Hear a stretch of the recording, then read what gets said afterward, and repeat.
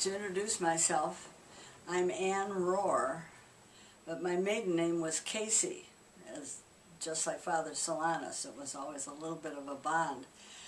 I remember him as a little child going with my father to the monastery to have masses said for friends and people who were ill and people who had died. And I remember him as being so gentle when he would answer the door and take us to the desk. And it was very hard for him to write because he had arthritic hands, and I used to wonder how in the world he ever held the pen. And then when I was 16, I became ill with tuberculosis and was in the sanitarium in Detroit. And my father brought Father Solanus over to the monastery, over to the sanitarium to bless me, which he did.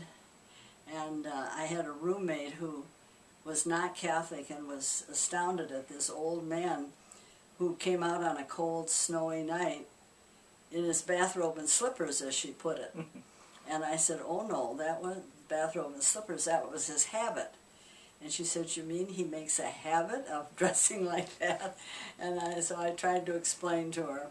But so here I am years later, about to celebrate my 88th birthday, and I'm well and strong and finished school and got married and had 7 children. And so Father blessed me, and I'm sure it had something to do with my recovery, although I think the doctors had something to do with it as well. It wasn't an instantaneous cure. I was sick for several years, but got well and stayed well, and I'm able now at this late date to tell you about Father Solanus, and I have a lot of devotion to him.